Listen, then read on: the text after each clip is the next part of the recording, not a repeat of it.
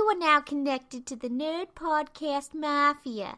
Have your seat at the table with Open All Powers, Soul Wizard, Fans on Patrol, Dinner and a Podcast, Superhero Speak, Nerdtastic 4, Cult 45, and Not Another Nerdy Podcast.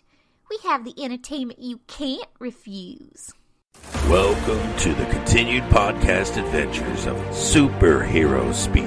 But I think many of the people that love this character and that love superheroes in general have used these stories as inspiration to say, you know what, I'm going to do something good in the world. I'm going to make a difference like my hero when I was a kid.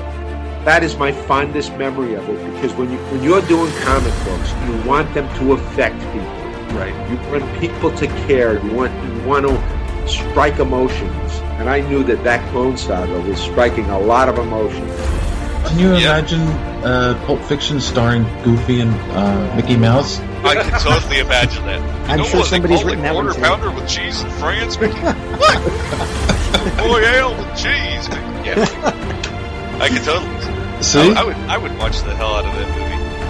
Yes, I gladly sacrifice up my progeny to you, almighty Marvel beast. But Neil Adams is somewhere going, it's my time. How do you measure success? Hey everyone, you're listening to Superhero Speak, and I'm your host Dave. And John. And JD. And this week, boys and girls, we have a very special guest with us. He is a returning guest. He is the creative mind behind the Vorpal comic. And of course, it's the one and only Jason Tudor. How are you, sir? I am excited to be here, especially since I'm a very special guest. That always makes me feel very good. It's great to talk to all you guys again, and thanks for having me on again. It's really great to be here. Oh, no, we love repeat guests. It shows people like the show and want to come back, Well, hopefully I will be repeatedly entertaining so you can drive some numbers to your podcast. So that would be, I'll do my best. We trust you. I'm surprised, you guys, I'm surprised that David's here because with all that happened in Philadelphia this week, all the greased poles and everything going on in Philly, that David is here with us alive. So I'm pretty happy about that as well. Yes. Is this like an Eagles thing? An Eagles reference? Like sports or something? Because I don't get it. Fly, Eagles, fly. I mean, it is the Eagles because this basketball team sucks. So, I mean, you've got to help them out there. my daughter says, "Oh, why are you excited about sports ball?" Sports ball. See, I'm with you, daughter, on that one. Well, poor JD only has the Bears to root for. Oh, it's rough. Woo! That's been a rough, like the Raiders. It's been a rough period of time, man. I understand that. I feel that completely. It was awesome when I was 5 and they won the Super Bowl. That's right. Then it's been. Oh wow! It's been pretty down. We were just here to do the Super Bowl shuffle. Oh yeah, that was when I was. I'm not gonna say how old I was, but that was. I remember it well. Yeah, they beat the crap out of the Patriots, and I was kind of a Patriots fan at the time. And then the Patriots coach turned them all in for drug use, and I said, I'm not going to be a Patriots fan anymore. That guy's a rat. So I switched over to the Raiders and got a little closer to my home in California, so that was fun. Well, that's good. So you haven't been on in a little while. It's been 2 years and a month, actually. Oh, wow. I counted. Yes. But then again, I never got a call, David. Oh, I know more stuff than my own comic. You can give me a buzz. No, I'm just kidding. Just kidding. Well, it's. No, you've had a busy docket. I've been really impressed with some of the folks I've been listening to on the show. You've done some great things on the show. You guys are awesome. Oh, cool. Thanks. Yeah, we actually, not to brag. This isn't a humble brag, but we are. When we started the show, I was saying I don't really want to do a lot of interviews, and then it kind of became half and half. Right. We are booked with interviews for 2 months right now, and it's just like, good for you. That's awesome. Yeah, I mean, I actually have to try to move one so that we can work in a Black Panther review. Well, that looks like it's going to be a fabulous film, man. That looks just all around. It's got great production quality. I mean, it's got a great writer, so that just looks like it's going to be some good digs. Yeah, I'm excited for it. Wow. So for our audience members who maybe aren't familiar with you, Yeah. Why don't you give them the elevator pitch for Vorpal? Yeah, female assassin in space who's troubled by these visions, and her life is kind of starting to catch up with her. And a lot of people are figuring out that she's having these visions and that they know what happens if she realizes what these visions can do. And they're trying to kill her. So she's on the run now in this second issue, trying to sort of figure out herself and her place and all these other things. And I'll tell you what, issue 2, it's taken me so long to create because we had to move and I had some medical things going on. And it's taken a long time, and I some other things which we can get into certainly. But I'll tell you what, I ended up adding 8 pages to it because of wanting it to go where I want it to go. But this is a good comic, guys. I am really proud of this effort, and I'll tell you what, there's about 8 or 9 pages. And as a creator, I shouldn't say this, but there's about 8 or 9 pages I'm really in love with in this book, and I'm so proud to be able to share this with folks. But sci-fi, space opera, great dialogue, great characters, and I think the art is also pretty good too. So that's kind of my longer than elevator pitch. But if you need an elevator pitch, assassin whose past is catching up with the future. That's what I always tell folks, and it's good stuff. Yeah, I watched the trailer on your website. It's really ominous, and it shows a lot of the art, which is pretty good. Personally, I would have gone with O Fortuna in the background. Yeah, to get the extra infernal feel to it. But right. It looks good, and that's like right at the top of your website right now. It is, yes. Thank you very much. I took about 3 days to kind of work that out because I wanted to give this issue a little extra oomph.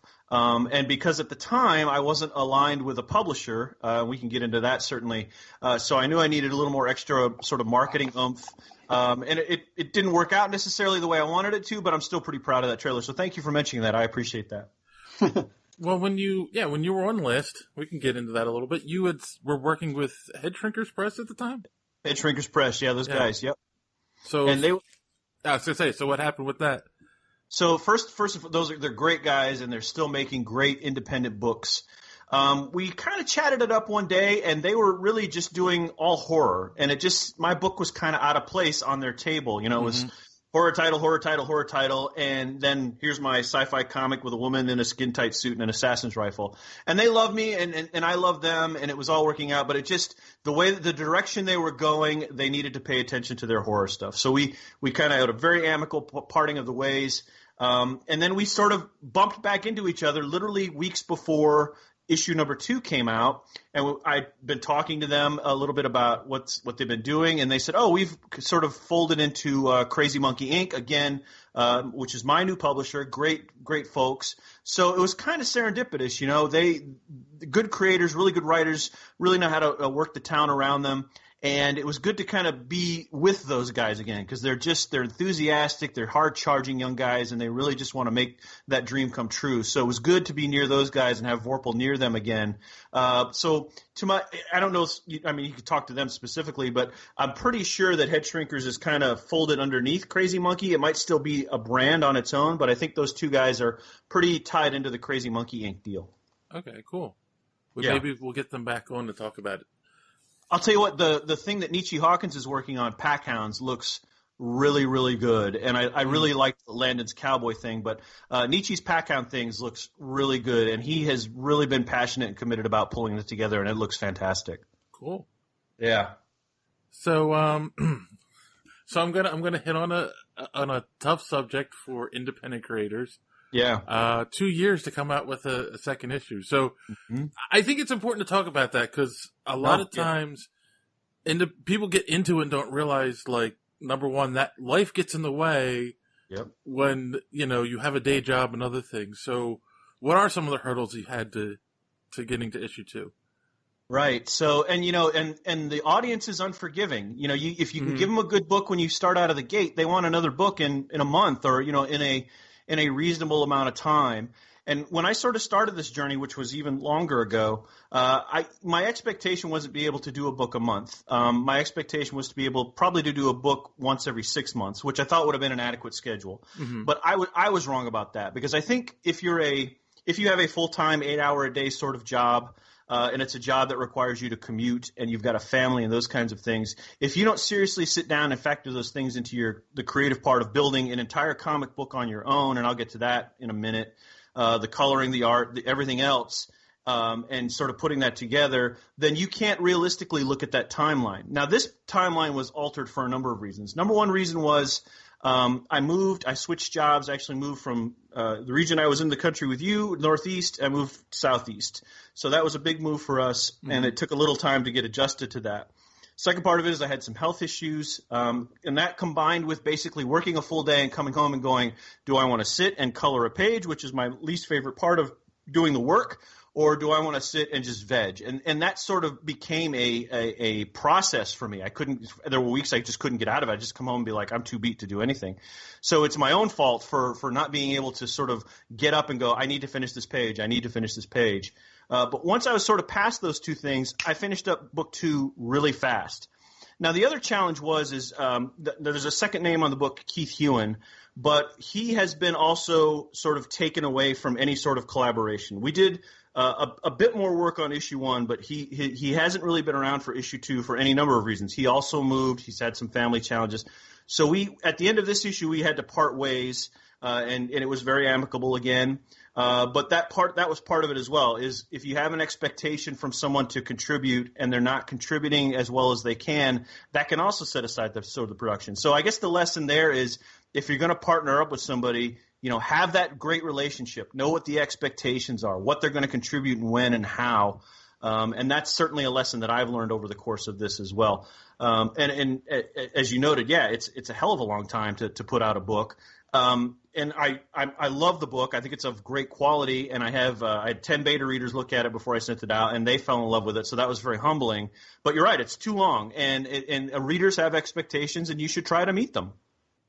What do you think was that got you over that hump at the end to get it finished?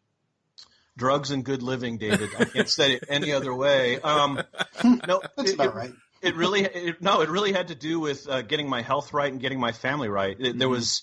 We are all have different sets of motivations, and 2 years ago I was in New York, and the situation I was in could have been better, in terms of my workplace, in terms of where I was living and things like that. My family life was just fine, but there were other external sources that were kind of hitting you, and as we all know, those external sources can take away from time and motivation and on and on. Look, if you're not doing this full time, then you have to sort of be partnered with whatever else you're doing and share that time, right?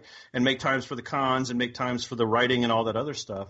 And once we were able to move and I was sort of to get my health right and everything, really, that's when it clicked. I must have raced through those last 11 pages and then boom, it was done. So, it really was just about, I joke and say drugs and good living, but that's kind of what it was. It just, a lot of things changed in the right direction. Job's going the right way. Family life is perfect. My health is as good as it's ever been, although I just found out I'm going to need a knee replacement. So, on we go.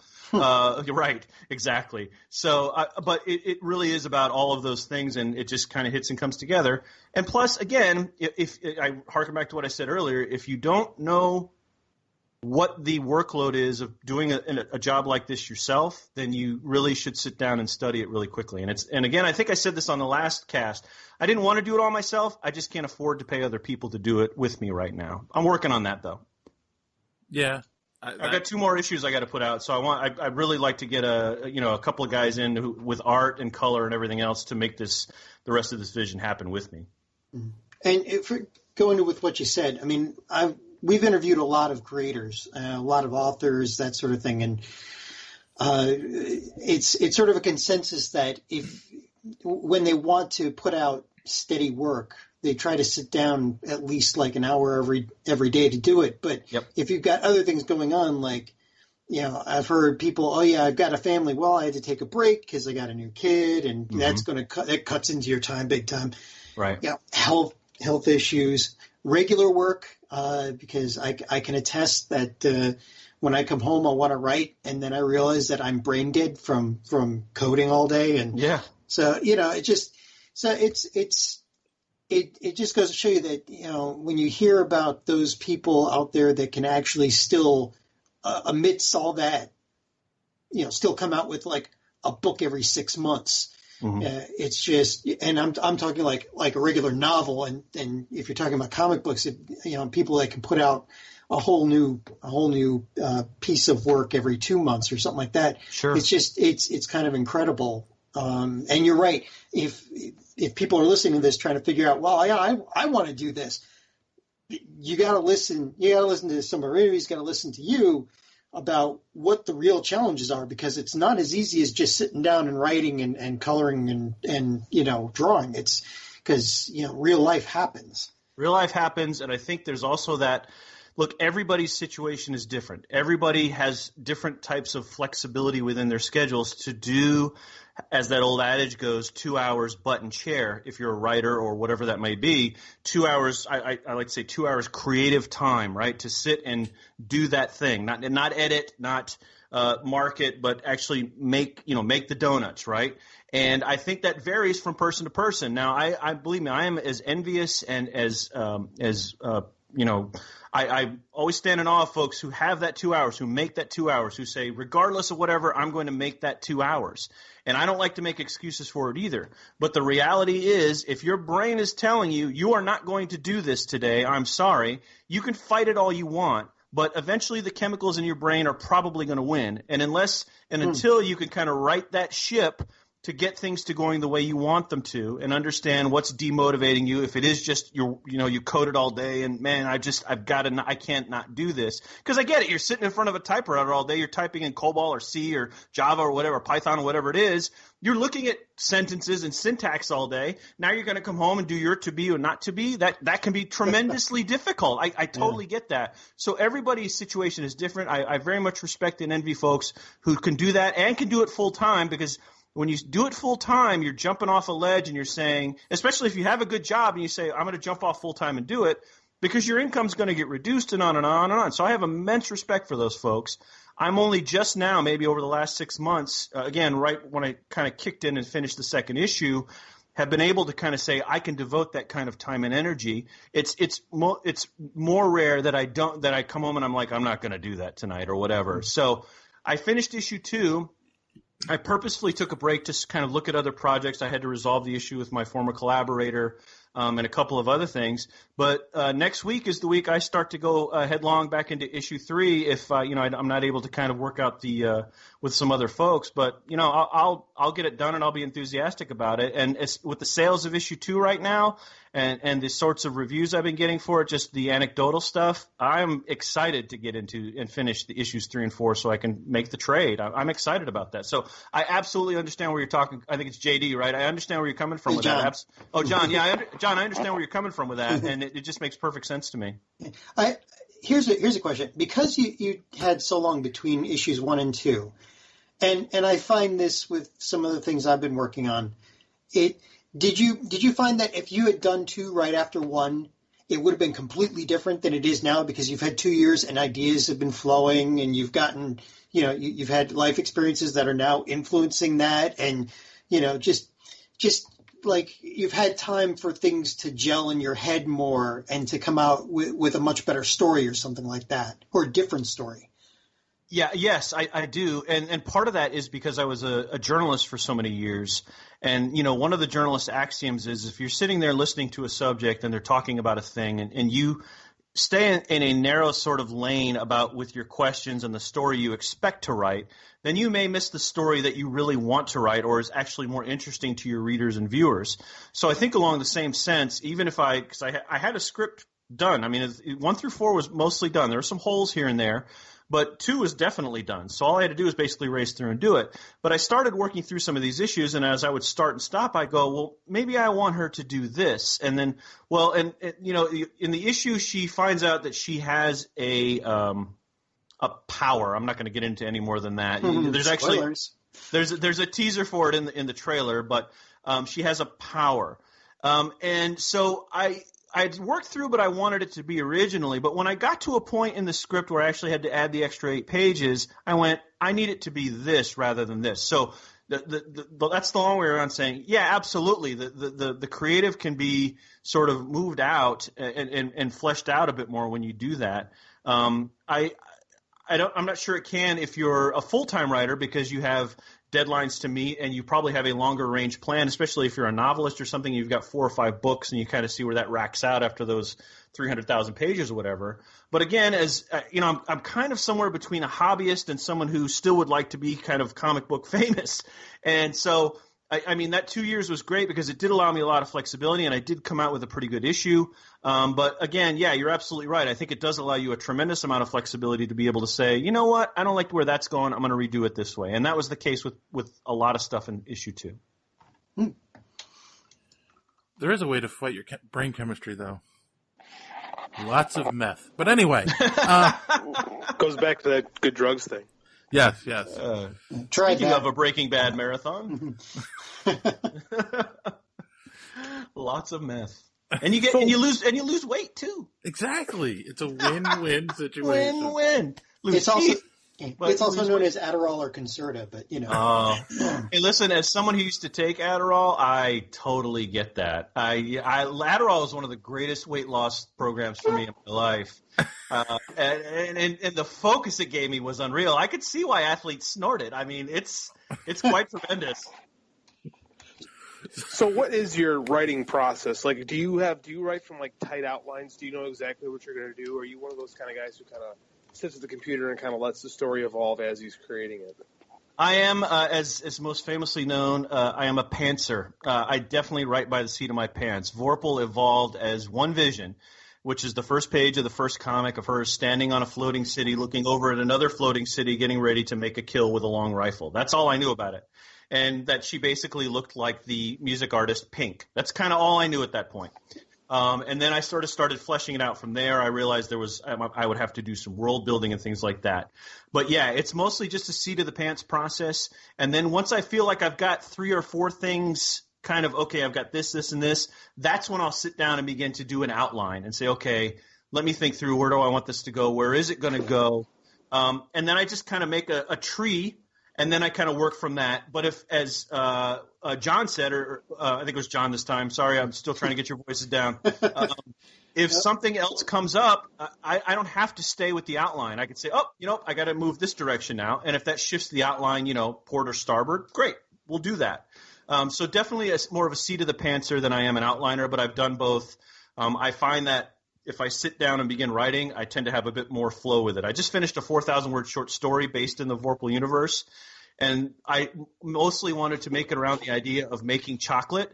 And so I found a piece, I found a slice of the universe where this could happen, and I drew something up from that, and it turned out to be a really nice piece. And that was all seat of the pants stuff.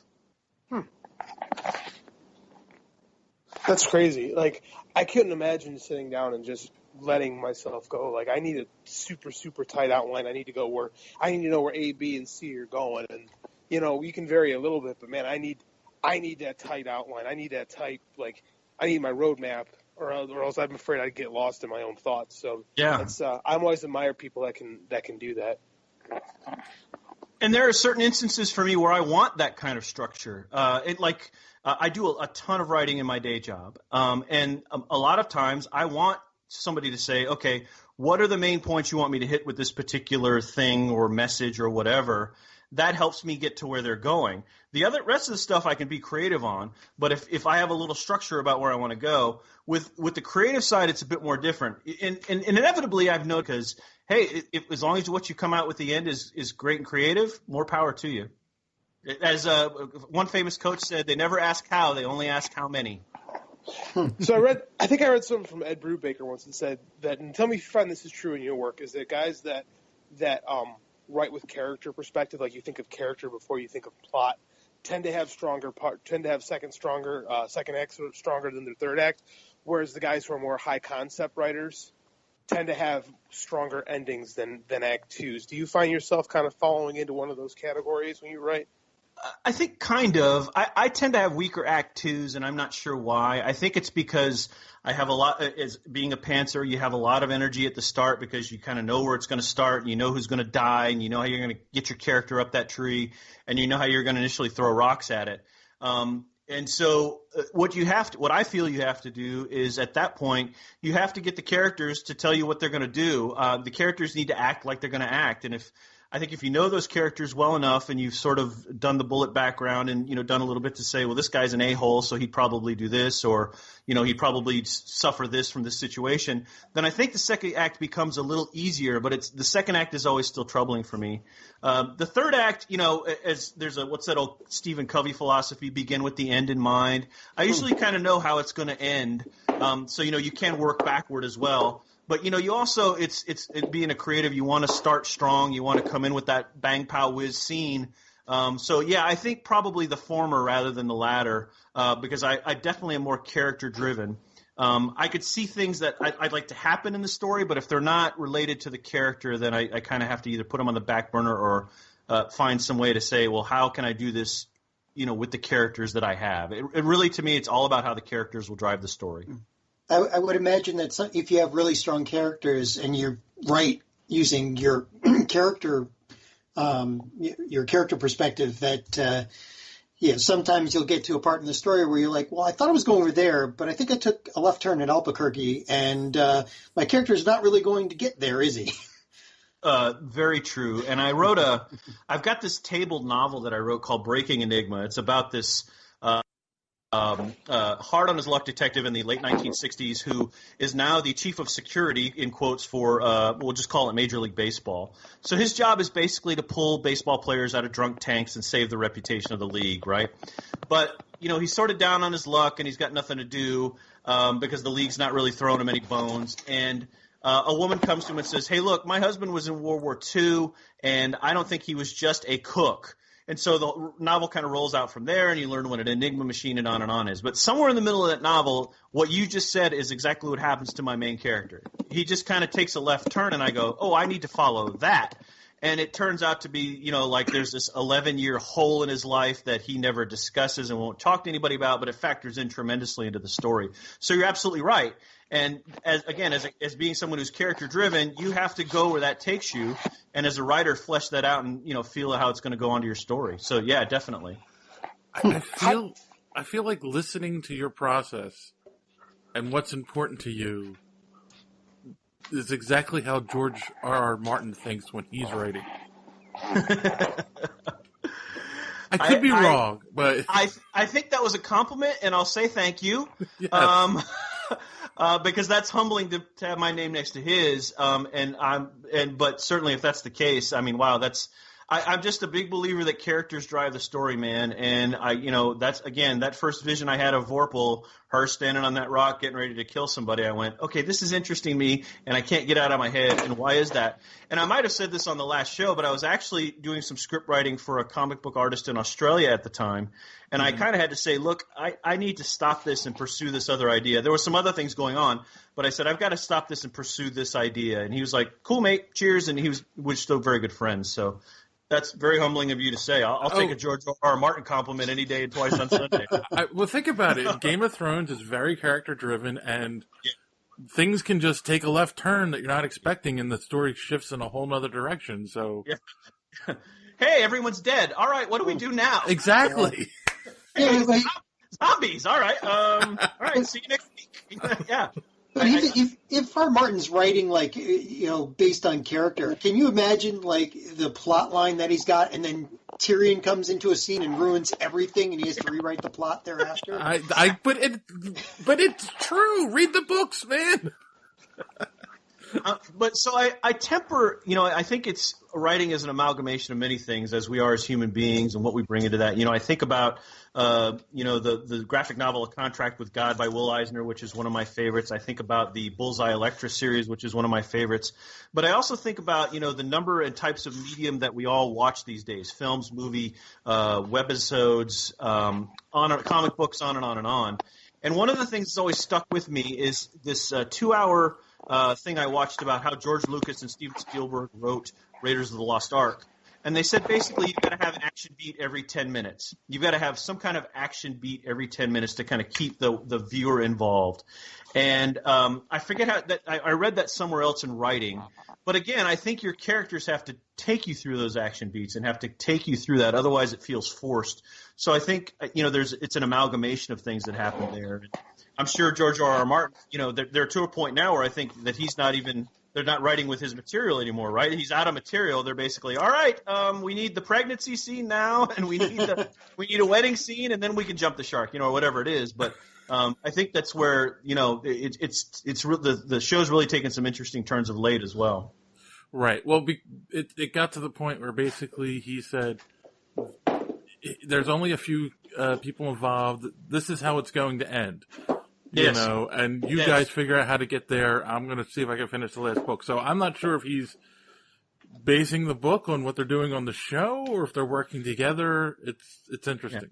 The last episode will be some kind of incestual orgy in a room full of dragons where they all stab each other in the heart. The end. They can call it the Green Dragon Wedding or something like. I don't know, but I have immense respect for the show, but my friends who are just occasional passerby, it's like, doesn't it have like incest, sex, and dragons? And I'm like, that's it. That's Game of Thrones. That is. The end. There it is. You got it. And that last scene is where we find out it was a dream the whole time. It was Bob Newhart wakes up, turns to Suzanne Bichette, and goes, "Honey, did we own a cabin in Vermont or have dragons?" And no, I'll go back to sleep. Go back to sleep.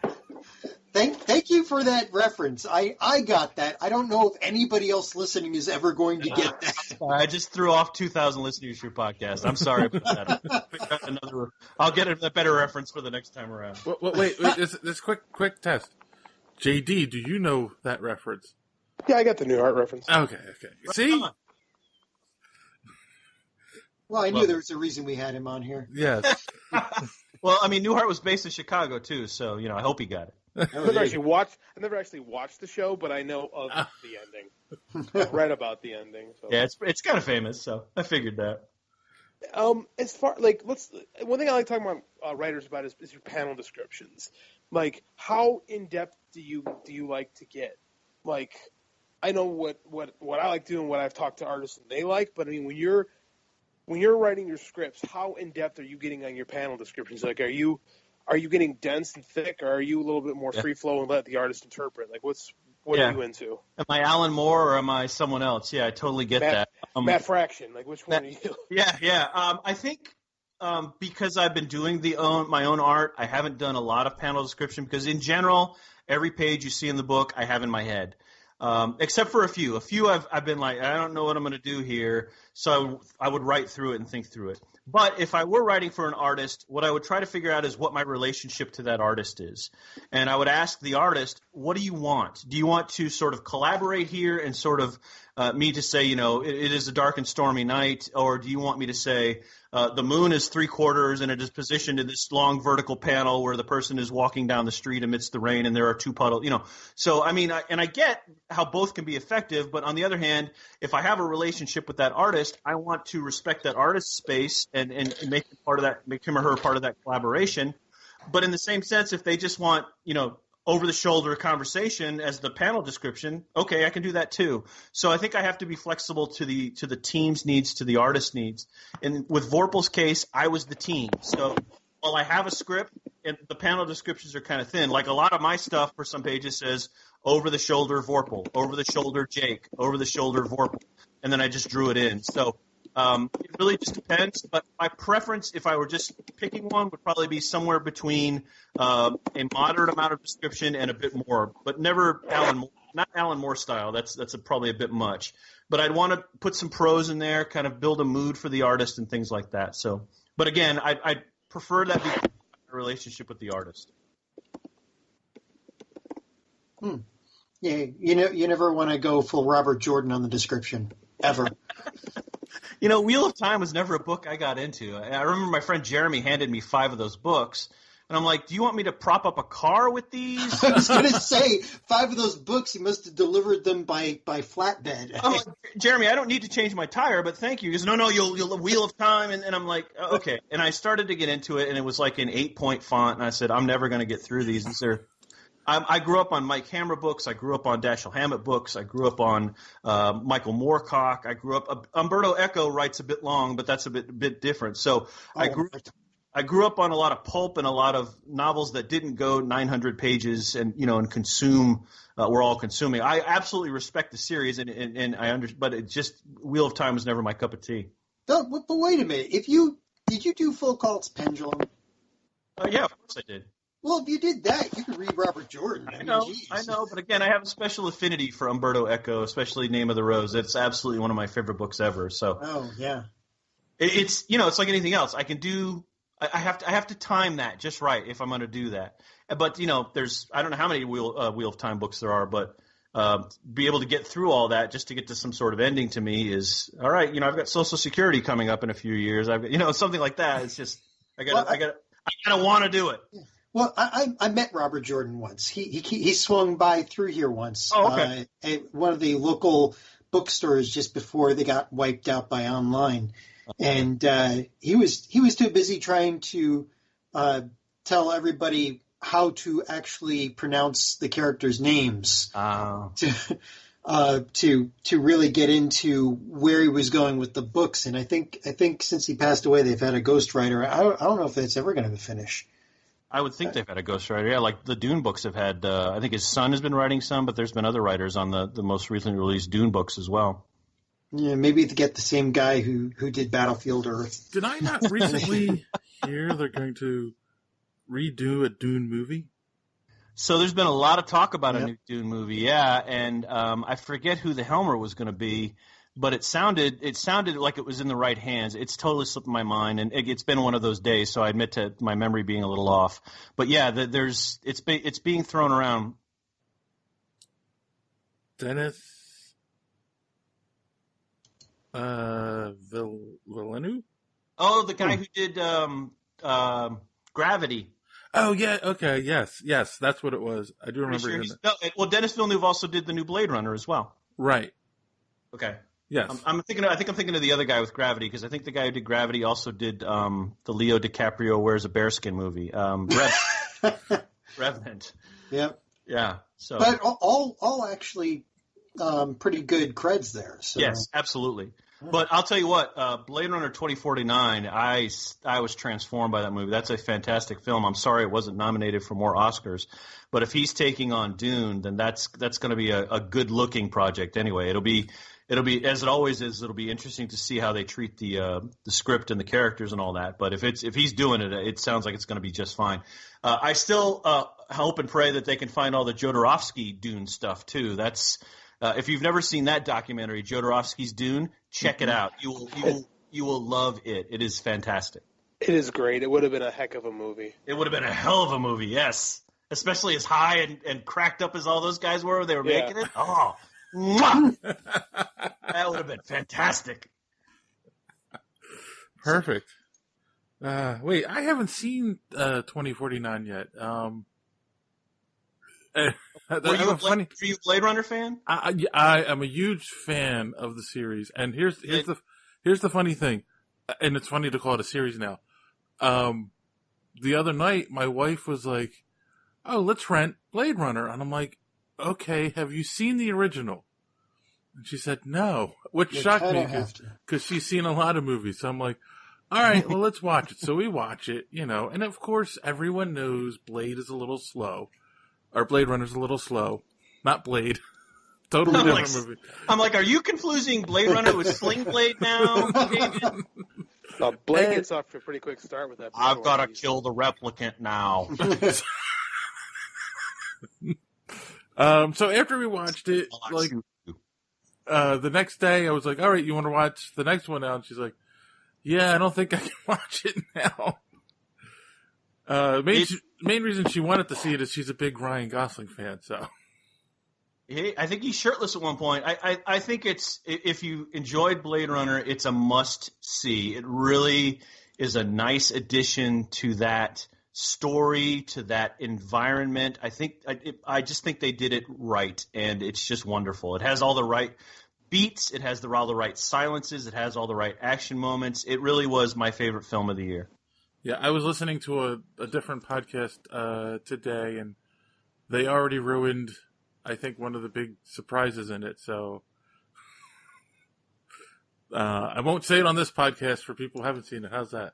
I was going to say, which one? Which one did they ruin? Tell me. I can't think of the actress's name, is back. Sean Young. Sean Young, the one Harrison Ford couldn't stand to work with, yeah. Yes. By the way, shout out as a always do, to Paul Salmon's Future Noir. If you haven't read that book about Blade Runner, do. It is fantastic. Paul is a great writer. He's a friend of mine, and he just absolutely nails it. If you want to know how much they hated each other and how that film got made, it's perfect, and he just revised the book, too, so it's really good. Oh, okay. And actually, a scene in Blade Runner plays into the upcoming Ready Player One film. Yes. And I just found out like a year ago that there's some hack Kurt Russell film that supposedly was a sequel to Blade Runner. It's like it's not Universal Soldier, but it's one of those kinds of films that he was in, and I've got to go find it and watch it. But yeah, David, you got to see it. It's really well done. Find you a Friday or a Saturday and just sit down and do it. It's great. Oh yeah, I'll end up watching it without her, of course. Yeah. Okay. Okay. Here's a question. Don't tell me the answer. Do they address the question of Decker being a replicant or not? You said not to tell you the answer. So. Well, okay. I just want to know if they even like mention in the movie, or there's just, I would highly recommend you watch the film. Okay.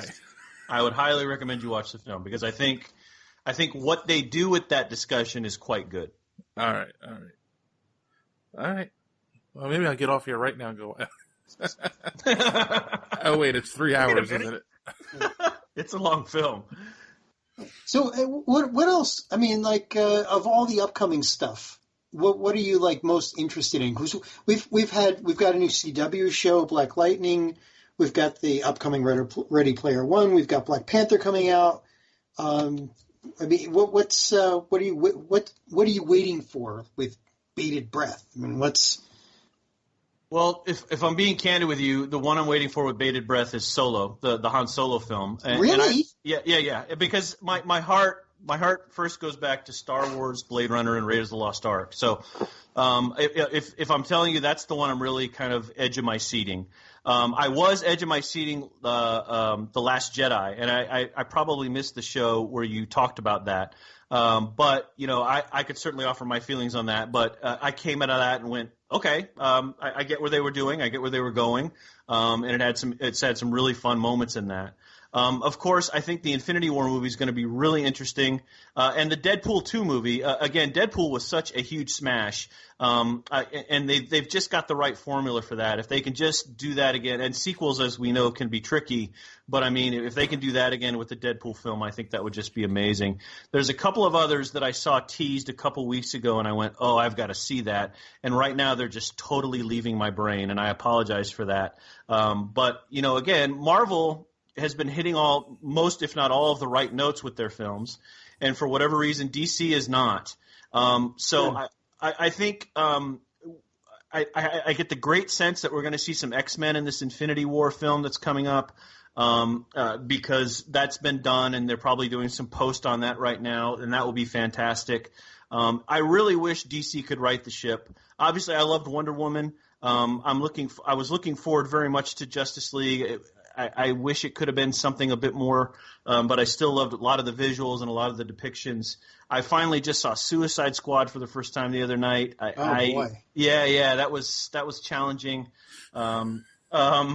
So again, if I'm being candid, it's got to be the Solo film, which I know is it's got a full head of steam as to what it may or may not be, and the whole story about Aiden Erlenreich not being able to act and Ron Howard being brought in and all that. That's all interesting. So it's going forward, probably that, and then of course Marvel's got a full slate this year, so I'm really looking forward to all of those. Ready Player One, I loved the book, and of course reading what Ready Player One may or may not be in film. Again, we know films are not the books, and we all have to walk into these different mediums, comic books, films, and books with different expectations.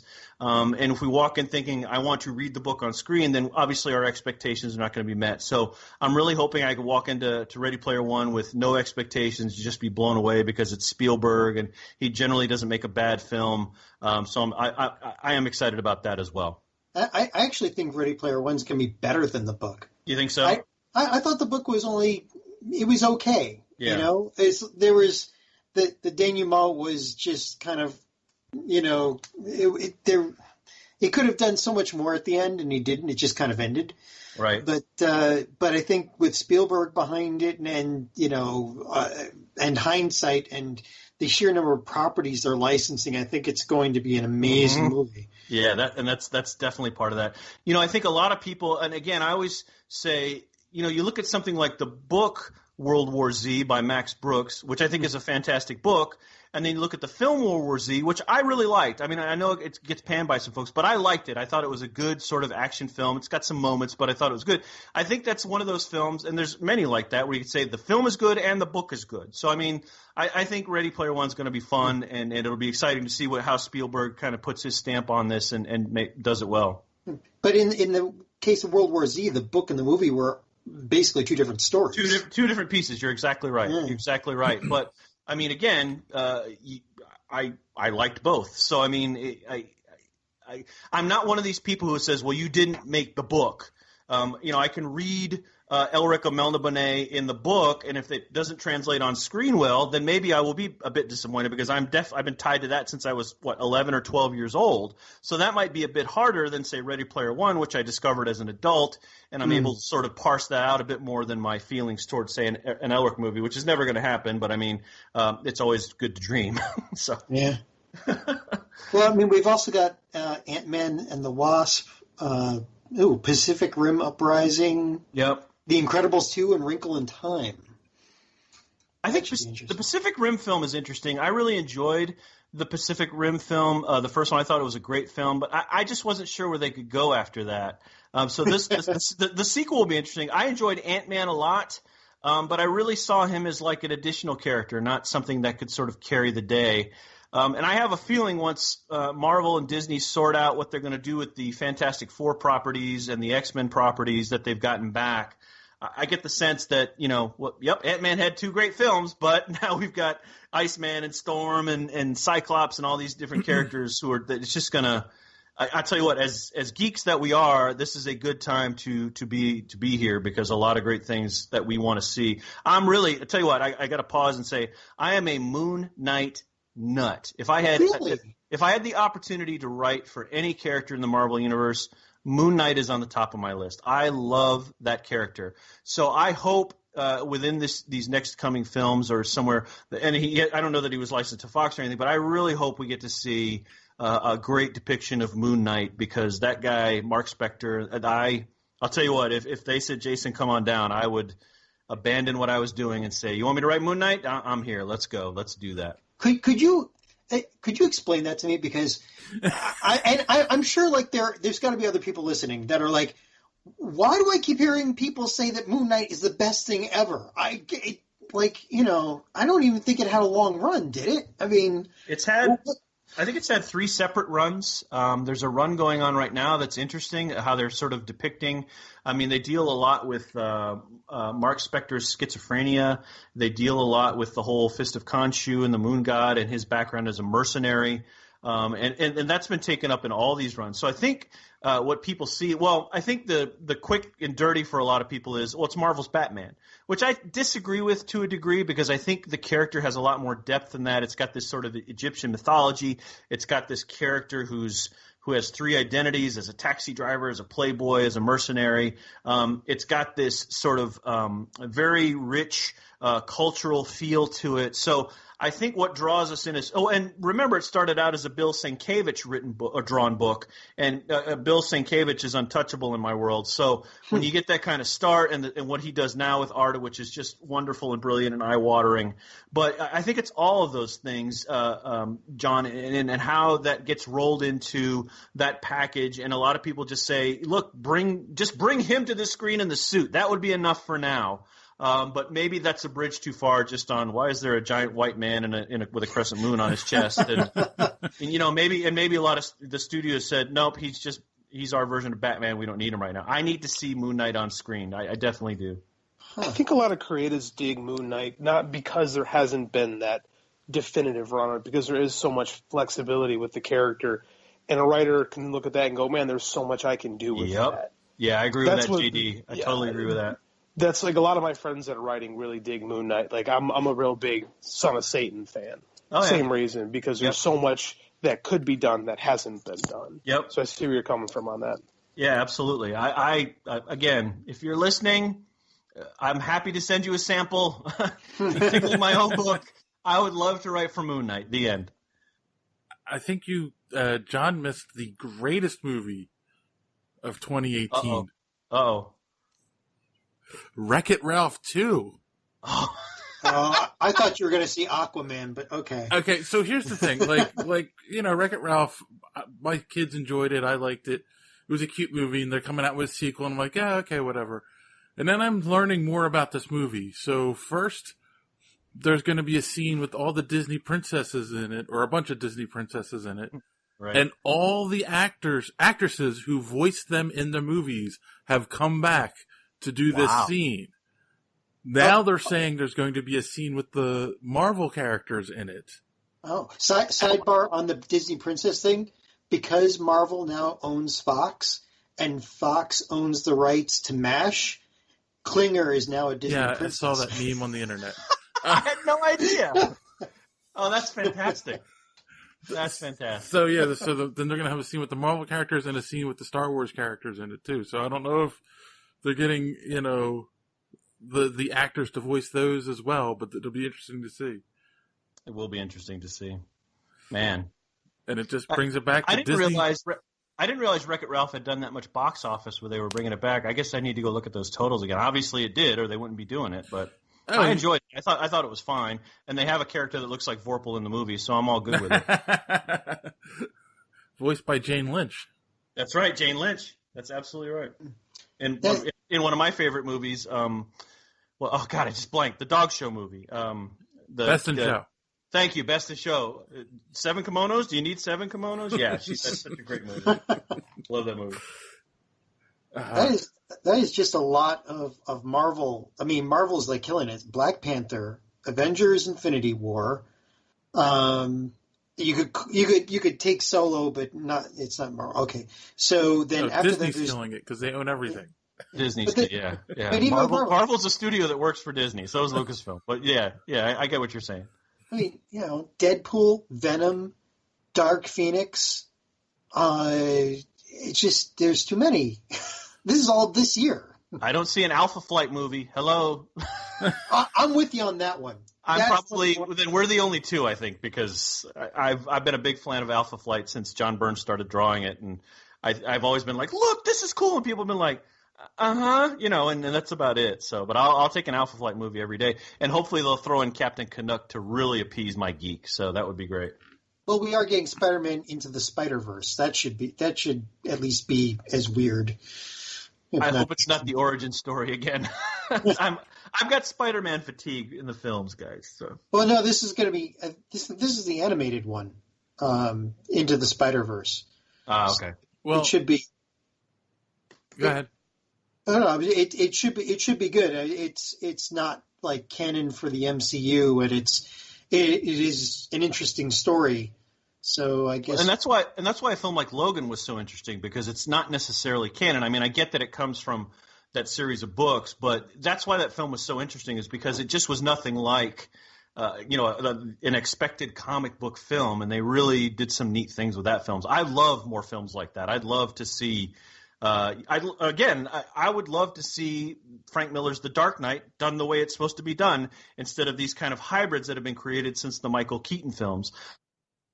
I'm all for these films; they're fine, but I would really love to see 60-year-old Batman walk out, kick some ass, and start a cult. That's on my list. Let's go. Let's do that. Yeah, they already did the animated version of that, and it was pretty. It was good. It was good. There were a couple of moments they cleansed up a little bit that I wasn't thrilled with, but overall it followed the book almost to the letter. They need to Deadpool it up. Exactly right. Well, the movie I want to see could happen now that I think Disney has all of the characters back they need for it, except they ruined the name of this team with their Netflix series that had Iron Fist in it, but a Defenders, an actual true Defenders. Oh, you mean Defenders of the Earth? No, just the Defenders. Oh, okay. Defenders were the first comic book series that I ever collected, and I just loved what was it, Gargoyle, Valkyrie, I think Daredevil, Doctor Strange, and I can't remember off the top of my head, but I loved that because it wasn't the Avengers and it wasn't the X-Men. It was kind of like, okay, here are sort of all the remaining characters who are in Gotham and New York. Let's put them on a team and figure something out for them. And I just loved what they were doing. It was kind of off the wall. It was a little off kilter. And yeah, you're right. I think that would be a great opportunity for a series there. The Inhumans was strange. The dog thing was great, but that didn't exactly hit, I think, where it was supposed to. Right. Yeah. So I thought you were talking Defenders of the Earth with Flash Gordon, the Phantom, Mandrake the Magician, and Lothar. No. Or is that just me? That's just you. Yeah, some of the best ones had Silver Surfer on the team, and then the Hulk. Hulk, right. How do you lose with those two on the team? Yeah, you don't really, do you? Yeah. No, it's not even a competition anymore. It's like right. That's right. But yeah, a great run. Again, that was the first comic I actually started collecting. I probably had about 200 issues or 100 issues, however many it was. I love that series. Yeah, that's probably about what I have in my collection. It's close to 200. Yeah. One day. One day, David. One day. All of our wishes will be fulfilled, right? They'll hire you to write Moon Knight. They can hire me to produce a Defenders movie. That's right. I'll make sure they do. All right. Yeah. Done. As long as I get a percentage. Like everybody wants a percentage, so. You get a percentage, and you get a percentage. That's it. As long as JD and John get a percentage, we'll be all right. Well, JD, definitely. I'm not sure about John. Yeah. I'll give you a percentage of the toy sales. Oh, there you go. Okay, I'm in. Now, let me ask you guys, let me reflect something back on you as independent creators. What kind of keeps you motivated to get you to the finish line? I mean, you obviously you're like me, you've got jobs, you got things to do, but what kind of gets your content out there and gets you excited about finishing? Yeah, tables are turned now, buddy. Well, honestly, it's I mean, David, why do you like doing this podcast? I mean, and the other guys, why do you like creating the stuff you create? Oh, I don't. That's easy. Oh, okay. That was easy. Wow. All right. I actually, it's funny. Just over the 4 years that we've been doing this, half now. I like having conversations like this. It's a good breakup in my week to just stop and take an hour or so to talk to someone like you and have us kind of a great conversation, about creative stuff and all the geeky stuff that we all love and forget about all the crap that's going on in the world for, 60 minutes every week. That's what keeps me motivated to do it. And I can lock my family in the basement so they don't disturb me while I'm doing this. Oh, wait. Hey. That's not a good joke, David. Right now, that's not a good joke. That's not a good look right now. Oh, right. Yeah. Oh, that's right. That family in California. Okay. Not a good look. Forgot about them. They ruined it for all of us. Oh. Again, David, not a good look. Let's move on. Let's move to the next question, David. Phrasing. Phrasing, exactly.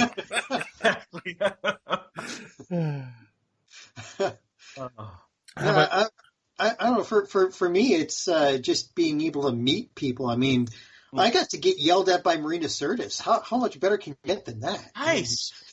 She was supposed to just look at you and go, "I know what you're feeling." She screamed you down, huh?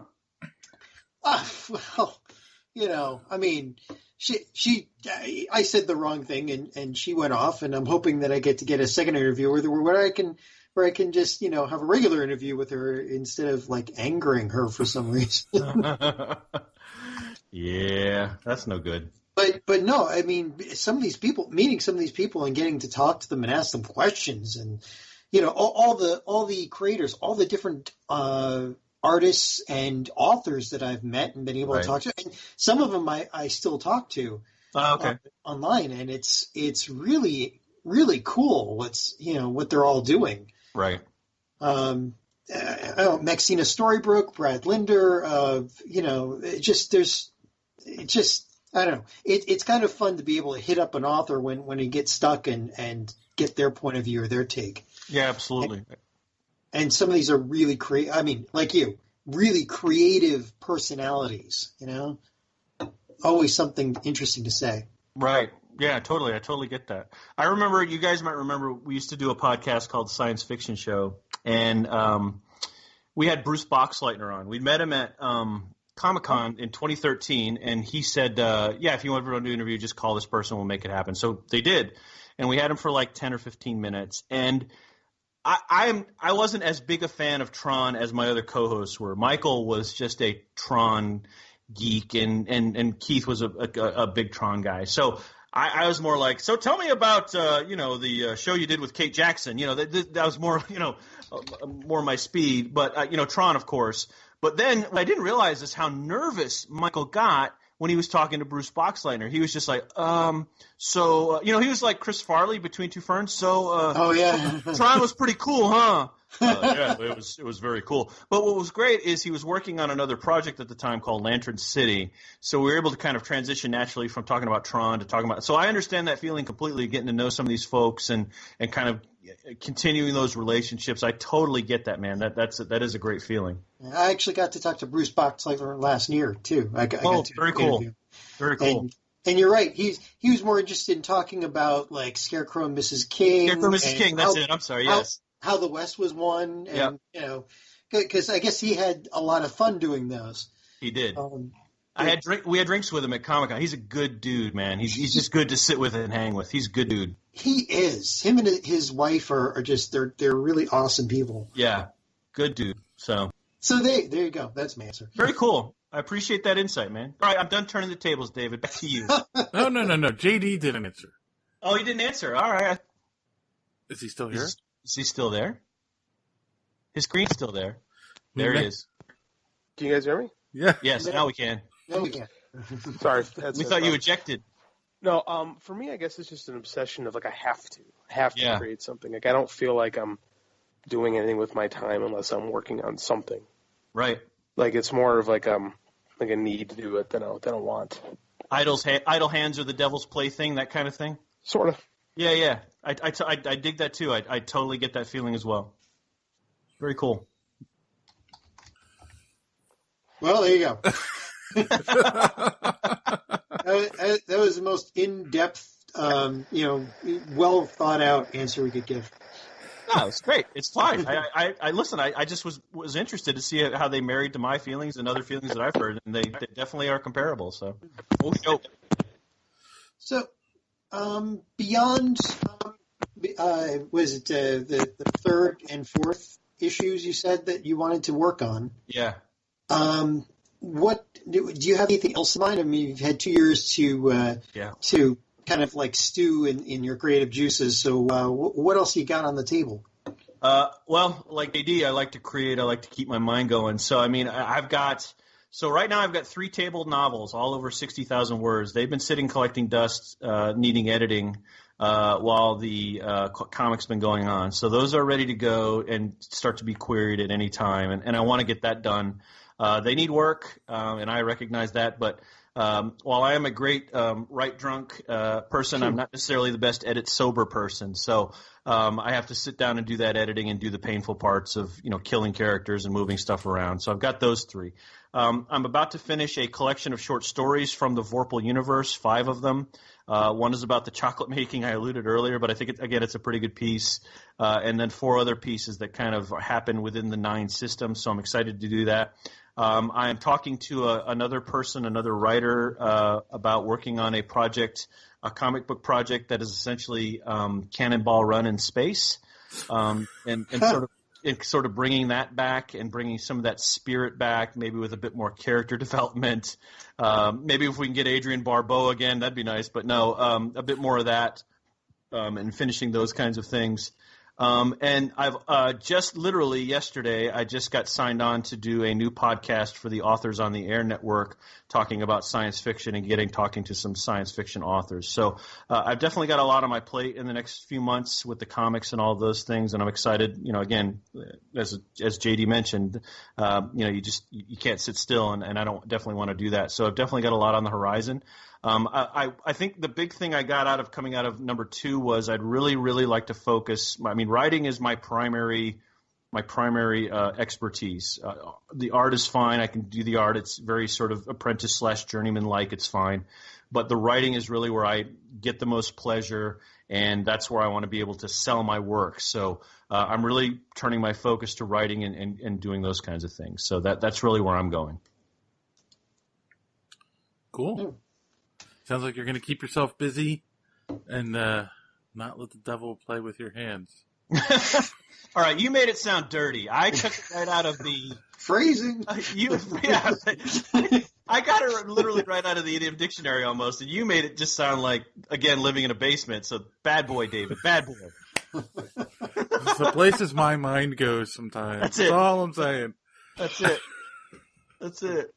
The bigger problem is we have to follow you, but go ahead. So here's the really important question that I'm sure everyone listening right now is clamoring to know the answer to. Yes. How can they get their hands on the book? That is the $1,000,000 question, isn't it? Well, the first thing I would tell you to do is visit my fantastic publisher at crazymonkeyinc.com, just like it sounds, crazy spelled normally, monkey spelled normally, ink like writing with a pen, ink.com. And you can connect and get a print copy or a digital PDF copy there. If you'd like a signed copy and a sketch card for me, you can go to my website, jasontudor.com, and go to the shop, and there's options for those for both issue 1 and issue 2. If you don't want a PDF copy and you prefer a Kindle copy of either issue number 1 or issue number 2, I got those too, and they're $1.49, and those are available on my website, jasontudor.com. So lots of options, and if you just email me, I'll be happy to hook you up with a copy, and we can figure all that too. So crazymonkeyinc.com and jasontudor.com, and we'll get you squared away. Cool, and the links, as always, will be down in the description. So, are you planning to do any conventions coming up? I am actually. If potential knee surgery doesn't get in the way, my knees got pretty bad over the last couple of weeks. But I'm very proud to say I'm one of the panelists and a guest for the Augusta Toy and Comic Show, which is coming up in April. There's some fantastic folks who are going to be at that, including my Facebook friend who I hope to finally meet and buy lunch for, Tom Feaster, and a few other folks. So I'm happy to be presenting on independent comics and making comic books this way, and then I'll be selling books and signing books all day too. So I'm very excited about that. It's going to be a great event. My new friend Ed Schumacher, I believe is Schumacher. I always say Shoemaker, but Schumacher. He's creating this. He's doing a great job with this. He's got a lot of hustle in this, so I'm looking forward to that. I just did a couple of shows, one on the Fort Gordon Army Post. That was great. I did a panel with a Marvel writer named Leah Williams, and this is a writer you need to look out for, guys. She is doing fantastic work. She goes by Handax on Instagram, and she goes by My Monster is Chic on Twitter. She does great work. She's a brilliant, smart writer, and she just finished writing for reviving Excalibur. The British team for Marvel. So that just came out. It's a great book. Get that. So I did that, and then I did something called Author's Alley for something called Arts in Augusta. I was a featured author for a couple nights, and I signed books, So you mentioned meeting the people and having the conversations. I'll tell you what, there's nothing better than having folks come by and say, "Tell me about your book," and then buying a book. And just being able to talk to people about the book. Not the sale I could care less about, honestly, but being able to talk to them, explain your vision, explain your passion, and then have them say, "That sounds cool, let me buy one." To me, that's not a sale. That's just somebody believing in my journey, and I'm always humbled and feel most respectful about that. So that's kind of what I got on my schedule. Again, the knee surgery is gonna affect things, but I definitely want to get the Augusta Toy and Art or Comic Show in. Cool. That sounds like a lot of fun. Yes. I wish I could go, but It's too far for me. It's 987 miles, just in case you're wondering. So okay. from generally from the New York area to here. So yeah, it's a 21-hour journey. So sorry, David. I could put you up. I got a room, but you know. Well, if anyone from the con is listening and like to bring John, I, and JD down, you know, we'd be more than happy to come and help you out, run some panels, you know, that kind of thing. I'll drop Ed a note, see what kind of funds he's working with, see what he wants to do. All right, cool. Yeah. Awesome. So, yeah, thank you. All right. For that. I think what John's saying is we're getting close to the end here, so we will ask you our normal wrap-up question. I'm sure we asked you this 2 years ago. Yep. But I know, you know, this answer will change every time it's asked. And, of course, that is, how do you measure success? That's always a great question. And I tend to get a little serious about this, but I think you have to measure success as one part happiness. I think you can't get happier than happy. Look, I'm older at this, and my regret is that I needed to be younger at this. And so I'm never going to fully be able to realize that dream I had as a 14-year-old in the Lemon Grove bookstore. I get that, but I'm having a lot of fun, and I'm very happy doing this. So my measurement of success is really kind of what I mentioned before, seeing kind of that glint in someone's eyes when they see this book and they go, oh, wow, this is cool, or something along those lines. Certainly, I mentioned that I've sold a few books this week. That's great. To me, that's an aside, though. I think you have to measure success by the sort of leaps and bounds you make in terms of creating the art and the illustrations and the writing and everything else, and the relationships that you form with folks like you, the fans, and some of the other people. I think, to me, that measures success and how that reels out. So that's a bit long-winded, but I think the relationships and the happiness that you get that you can give to others, I think that is a great quantifiable way to measure success. Cool. I like that. Works. All right. So I've learned a lot this week. I've learned not to trap my family in the basement. And to play to admit it, Dave. That's what you learned. And to play with the devil's hands while I'm happy. Oh, wait. Great. We've just started a new meme or a new trend of that's what the kids are calling it now, playing with the devil's hands. I hope that becomes a thing. I really, really do. I want that to become a thing. What are you doing in that bathroom? I'm playing with the devil's hands. Everybody listening, please. Well, hurry up. My lawn needs mowed. Yeah. Please meme that and send it to our Twitter. At Superhero Speak. Yep. Or same on Instagram. Listen, you guys are awesome. Thank you for having me on again, and it's always a real pleasure talking to you guys. Thanks for giving Vorpal a few minutes, and I loved this conversation, and I hope we get to do it again sometime. Oh, yeah, no problem. Thank you. And we can't wait to see issues 3, 4, and 2 at this point. So, if you haven't got a copy of issue 2, just hit me up. I'll make sure you get one. Cool. I'll buy it. That's okay. We support the creators. I appreciate that. I really do. It's very nice of you. But again, if you want to email me, I'll be happy to get you guys a copy. I really want you to see this. I think it's really. I mean, I've done some. I think I've done some pretty good work in my life, but this is really something I go, wow, I did this. I mean, it's one of those things. I wish I could put it a different way, but it's really neat. So. Well, we're creators too. We can be supported. Sure. Okay, we'll take it free. But, boys and girls, if you want a copy, make sure you check out Jason's website or Monkey. Crazy Monkey. It's like, Inc. What is it? Puppy Monkey Baby? That kind of thing. It's God. Crazy Monkey Inc.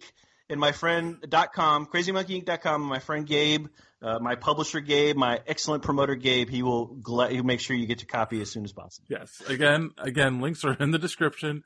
So thanks for listening. And as always, boys and girls, don't let your cape get caught in the door. Have a good week.